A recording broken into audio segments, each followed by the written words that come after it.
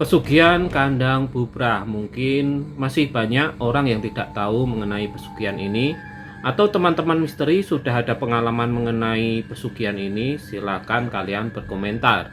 Pesugihan kandang bubrah ini mengharuskan pelakunya melakukan ritual renovasi rumah secara terus-menerus. Bahkan konon ceritanya renovasi yang dilakukan pelaku ini sampai akhir hayatnya. Pesugihan ini pun sangat sulit dibedakan oleh mata awam biasa ya, karena si pelaku hanya melakukan hal-hal biasa yang dilakukan seperti orang-orang pada umumnya, yaitu merenovasi rumah.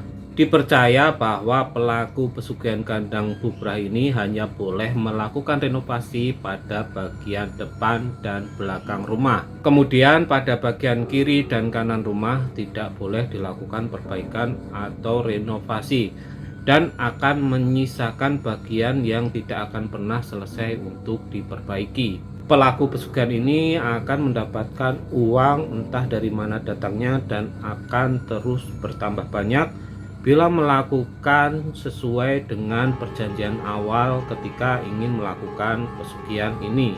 Hampir mirip dengan pesugihan tuyul, pelaku pesugihan kandang bubrah ini juga harus menyediakan kamar untuk melakukan ritual tertentu. Jika pelaku pesugihan kandang bubrah ini bisa mencapai target atau bisa melakukan renovasi rumah setiap tahunnya, bisa dipastikan semua usahanya akan berjalan dengan lancar di semua bidang.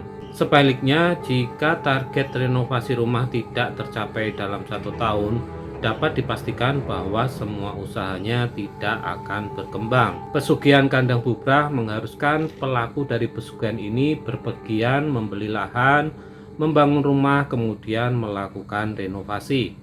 Walaupun hanya membangun kandang ayam, kandang sapi, pelaku pesugihan ini juga diharuskan melakukan renovasi setiap tahunnya.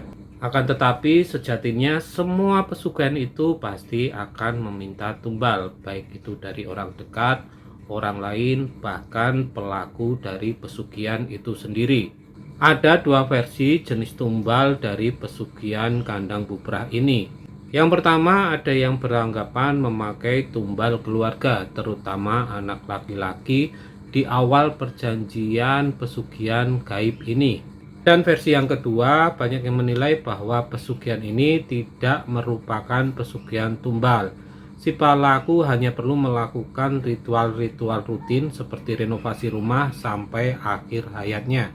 Yang perlu digarisbawahi adalah pesugihan dengan bantuan jin dan perantara jin ini biasanya si pelaku membuat perjanjian yang tidak akan diketahui akibatnya. Sehingga terkadang ada kejadian aneh dan kejadian di luar logika yang menimpa pelaku pesugihan itu sendiri. Jadi kesimpulannya, apapun kegiatannya, jika itu merupakan bantuan dari makhluk gaib dan jin, itu tetaplah perbuatan yang salah. Oke, sampai di sini dulu cerita mengenai pesugihan kandang bubrahnya. Bagi kalian yang pengen saya menceritakan cerita-cerita lainnya, silakan memberikan tema topiknya pada kolom komentar. Dan bagi kalian yang punya pengalaman mengenai pesugihan kandang bubrah, silakan juga sharing cerita di kolom komentar. Dan bantu channel ini berkembang dengan cara klik tombol subscribe, like, komen, dan share.